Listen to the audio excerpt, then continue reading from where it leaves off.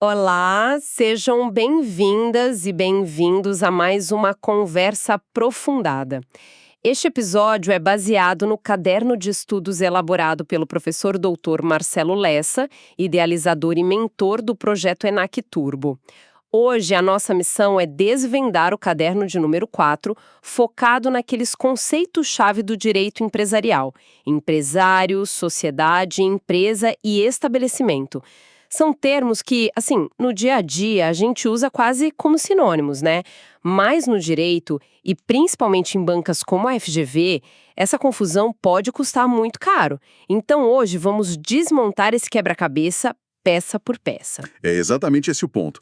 A precisão aqui não é só um detalhe, é a base de tudo. E o material do professor Lessa nos dá uma ferramenta fantástica para isso, que é a teoria dos 4 perfis de Alberto Aschini. Ele ensina a gente a olhar para o mesmo fenômeno, a atividade empresarial, por 4 ângulos diferentes. Uma vez que se entende essa separação, sabe, tudo se encaixa. Certo, vamos desempacotar isso então. A palavra empresa tem múltiplos significados. Como essa teoria de Aschini nos ajuda a colocar ordem na casa? Pensa nisso como 4 lentes diferentes. A primeira é o perfil subjetivo.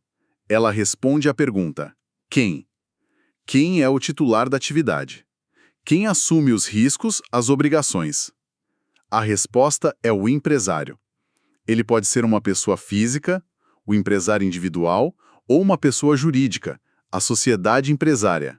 É o sujeito da história. Ok, então o perfil subjetivo é o quem. E a próxima lente? A próxima é o perfil objetivo, que responde à pergunta: com o quê? É o conjunto de bens que o empresário organiza para exercer a atividade. É o patrimônio, os recursos, e a lei chama isso de estabelecimento. A loja, o maquinário, o estoque, a marca, todo aquele aparato. Exatamente. A terceira lente é o perfil funcional, que é o coração da coisa. Responde à pergunta o quê? É a atividade em si, o fazer. É a ação organizada de produzir ou fazer circular bens e serviços. E olha que interessante, no sentido mais técnico do nosso Código Civil, isso é a empresa. É um verbo, uma ação. Nossa, isso já muda tudo. Empresa é atividade, o fazer. Isso mesmo. E a última lente, qual seria? É o perfil corporativo. Esse olha para a organização das pessoas, a mão de obra, a hierarquia. Hoje em dia, essa perspectiva é muito mais relevante para o direito do trabalho, sabe? Para nossa análise aqui, o foco é nos 3 primeiros. O empresário, que é o quem, O estabelecimento, que é com o quê? e a empresa, que é o quê. Perfeito. Então, se a empresa é a atividade, vamos focar no quem? O empresário. O que o Código Civil diz sobre ele? O artigo 966 define o empresário como quem exerce profissionalmente uma atividade econômica, organizada. E aqui a gente tem uma bifurcação importante. De um lado, o empresário individual, que é uma pessoa natural, exercendo a atividade em nome próprio. O ponto crítico aqui, e é bom frisar, é que não há separação de patrimônio. As dívidas do negócio são dívidas da pessoa física. A responsabilidade, em regra, é ilimitada. Ok, mas isso é um pouco contraintuitivo, porque no dia a dia a gente aponta para o dono do negócio e diz ele é o empresário. Mas quando se trata de uma sociedade, a coisa muda, certo? O material destaca isso como uma pegadinha clássica. E a principal delas. A outra figura é a sociedade empresária. Nesse caso, quem é considerada empresária é a pessoa jurídica, o CNPJ. Os sócios, os CPFs por trás dela, não são empresários por força da lei. Eles são investidores, administradores, mas quem assume os direitos e obrigações é a sociedade. E qual a consequência real disso na prática? Onde essa diferença aparece? Em tudo, principalmente na responsabilidade. Se a sociedade é uma limitada, uma LTDA, a responsabilidade dos sócios, em regra, fica restrita ao capital que eles investiram. Os credores devem cobrar da pessoa jurídica, não do patrimônio pessoal dos sócios. É uma proteção fundamental.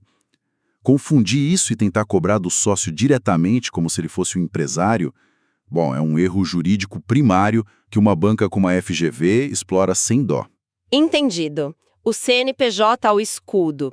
E isso nos leva àquela distinção fundamental que sempre cai em prova: sociedade empresária versus sociedade simples. Como a gente diferencia as duas sem errar? O critério principal do Código Civil é a natureza da atividade, o objeto. A sociedade empresária exerce aquela atividade do artigo 966, com organização dos fatores de produção. O registro dela é na junta comercial. Certo. Já a sociedade simples tem um foco diferente. A atividade é de natureza intelectual, artística ou literária. Pense em médicos, arquitetos, artistas. O registro deles é no Registro Civil de Pessoas Jurídicas, o RCPJ. E uma sociedade de advogados, onde entra nisso? É o exemplo clássico de sociedade simples, mas com uma particularidade. O registro não é nem na junta, nem no RCPJ, é na OAB. A lei proíbe que ela tenha qualquer característica mercantil. Agora, existem duas exceções importantes a essa regra do objeto. Sempre tem as exceções. E elas são cruciais em prova. A sociedade anônima, a SA, será sempre empresária. Não importa a atividade que exerça. Pode ser uma SA de engenheiros. A forma societária já a define. E o oposto é a cooperativa, que, por força de lei, será sempre uma sociedade simples. Ok, já entendemos o quem, que é o empresário, e o que é a empresa. Mas e o com o quê? Onde essa atividade acontece? Isso nos leva ao conceito de estabelecimento. Exato. O estabelecimento, que no mercado também chamam de fundo de comércio ou azienda. Ele é definido no artigo 1142 do Código como o complexo de bens organizado para o exercício da empresa. A natureza jurídica dele, um termo que às vezes assusta, é de uma universalidade de fato. Universalidade de fato. Soa complicado. Mas a ideia é simples. Pensa num kit. O negócio é um kit composto por várias peças. O imóvel, a marca, o estoque, os computadores, os contratos. Na hora de vender o negócio, você vende o kit inteiro de uma vez num único negócio jurídico. A vontade do dono uniu tudo aquilo com um propósito. É essa a ideia. E dentro desse kit, temos os bens corpóreos, que a gente pode tocar, e os incorpóreos, que muitas vezes são os mais valiosos. A marca, o ponto comercial. Isso.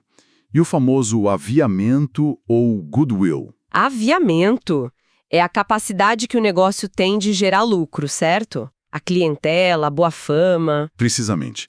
É o molho secreto. E é por isso que a venda desse kit, a venda do estabelecimento, tem regras tão específicas. Certo. Agora vamos entrar numa área que para mim é fascinante, porque é onde a teoria encontra o asfalto. A venda de um negócio, o material chama isso de trespasse, e as regras aqui são um verdadeiro campo minado para quem não está atento. Com certeza. E se você entende a lógica por trás das regras, nunca mais esquece. A lei do trespasse, assim, ela é desenhada para proteger o valor daquilo que está sendo comprado, especialmente o aviamento, o goodwill. Cada regra é uma salvaguarda para garantir que o comprador realmente receba a máquina de fazer dinheiro pela qual ele pagou. Vamos ver essas salvaguardas, então. A primeira é sobre a validade da venda perante terceiros. Não basta só assinar o contrato, né? De forma alguma. O artigo 1144 exige duas coisas para que o negócio seja eficaz contra todos: averbação na junta comercial e publicação na imprensa oficial. Sem isso, para um credor do vendedor, é como se a venda nunca tivesse acontecido. Ele ainda pode tentar penhorar os bens que teoricamente já foram vendidos. E as dívidas? O comprador herda os problemas do passado? Sim, e a lógica aqui é proteger tanto o comprador quanto os credores. Pense bem, se as dívidas simplesmente desaparecessem na venda, ninguém mais daria crédito para pequenas empresas. O artigo 1146 diz que o comprador assume as dívidas que estão devidamente contabilizadas. Isso força uma auditoria honesta, o comprador sabe o que está herdando. E tem mais, o vendedor não se livra de imediato. Ele continua solidariamente responsável por 1 ano. Uma garantia dupla para o credor. Faz sentido. E se o vendedor, depois de vender seu único negócio, fica sem dinheiro para pagar outras dívidas que não estavam na contabilidade? A lei protege contra isso também. O artigo 1145 diz que, se ao vendedor não restarem bens para pagar seu passivo, A eficácia da venda depende do pagamento de todos os credores ou do consentimento deles. Ah, é uma regra antifraude, então? Exatamente. Para impedir que alguém venda o estabelecimento e simplesmente suma com o dinheiro, deixando os credores a ver navios. Faz todo sentido. Agora, uma que sempre gera debate. Depois da venda, o antigo dono pode abrir uma loja igual do outro lado da rua? É aí que entra a proteção ao goodwill. O artigo 1147 estabelece uma cláusula implícita de não concorrência. Mesmo que o contrato não diga nada, o vendedor fica proibido de concorrer com o comprador por 5 anos. 5 anos. 5 anos. É a famosa cláusula do vizinho. A lei garante que o comprador não pagou por uma clientela que será desviada de volta para o vendedor no dia seguinte. Espera um pouco. 5 anos é bastante tempo. E se o vendedor precisar trabalhar? Essa regra não é um pouco rígida demais? Existe alguma flexibilidade? Ótima pergunta. Sim, a regra pode ser flexibilizada pelas partes no contrato. Elas podem diminuir o prazo ou até mesmo eliminá-lo. O que não pode é aumentar. A jurisprudência entende que mais de 5 anos seria uma restrição excessiva à livre iniciativa. Mas a regra geral, no silêncio do contrato, são os 5 anos para proteger o investimento de quem comprou. Ok, isso clareia bastante. Agora, o material do professor Lessa insiste numa distinção que parece ser a mãe de todas as pegadinhas. Trespasse é diferente de cessão de cotas. Por que essa confusão é tão perigosa? Porque muda completamente a natureza do negócio e as consequências. Vamos voltar aos perfis de Askine.